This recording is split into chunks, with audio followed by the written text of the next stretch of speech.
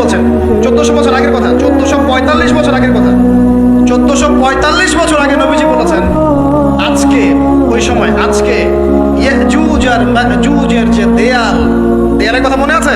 জুলকারনাইনের সময় দেয়াল, এই দেয়াল এতটুকু পরিমাণ খুলে দেয়া হয়েছে, এতটুকু পরিমাণ খুলে দেয়া হয়েছে 1400 কত বছর আগে। নবী সাল্লাল্লাহু আলাইহি ওয়াসাল্লাম একদিন ঘুম থেকে উঠলেন ভয়ে পেয়ে, আতঙ্কিত।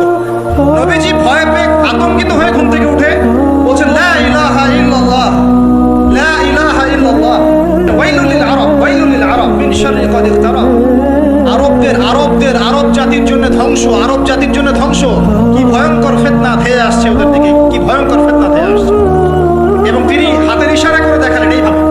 আজকে নবীজি বলছেন 1400 বছর আগের কথা, 1445 বছর আগের কথা, 1445 বছর আগে নবীজি বলেছেন আজকে, ওই সময় আজকে ইয়াজুজ আর মাজুজের যে দেয়ালের কথা মনে আছে?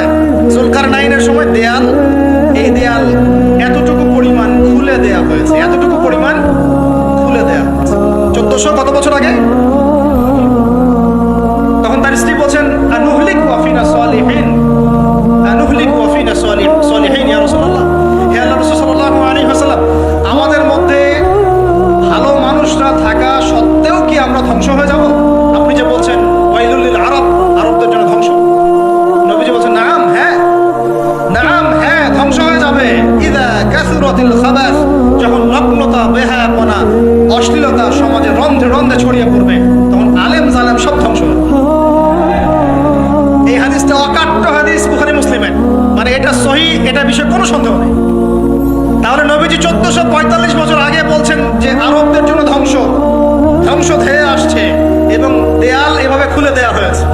হাতের দেয়াল ইয়াজুজ আর মাজুজ, আর ইয়াজুজ আর মাজুজের সাথে আরবদের ধ্বংসকে সম্পর্কিত করা হলো না? ইয়াজুজ আর মাজুজের সাথে আরবদের ধ্বংসকে সম্পৃক্ত করা হলো এবং বেহায়াপনাকে সম্পৃক্ত করা হলো, তাই না? বুঝতে পারছেন?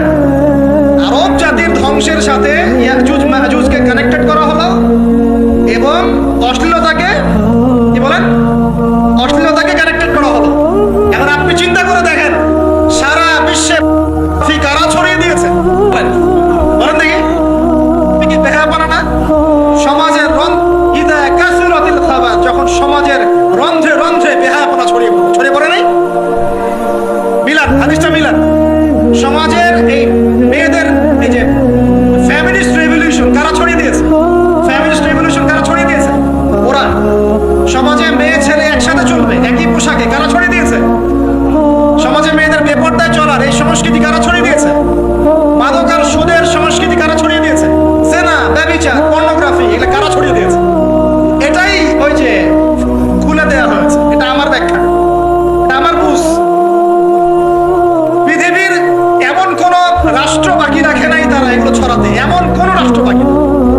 তাহলে সব জায়গায় ছড়িয়ে পড়বে না ইয়াজুজ মাজুজের ফিতনা? ছড়িয়ে পড়েছে। আল্লাহ পাক আমাদেরকে এই সীমা গোলকধাঁধা থেকে হেফাজত করুন। আমাদের সংস্কৃতি নিয়ে আমরা বুক ফুলে বাঁচবো ইনশাআল্লাহ, আমাদের সংস্কৃতি নিয়ে আমরা চলবো ইনশাআল্লাহ। আমাদের কোরআন আছে, হাদিস আছে, আমাদের নবী আছেন, আমাদের সাহাবীরা আছেন, আমাদের দ্বীন আছে ইনশাআল্লাহ। আমাদের অন্য কাউকে প্রয়োজন আছে?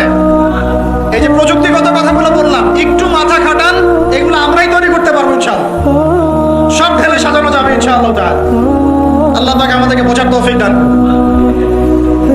আল্লাহ পাক আমাদেরকে আপোষের এই ফিতনা থেকে হেফাজত করুন।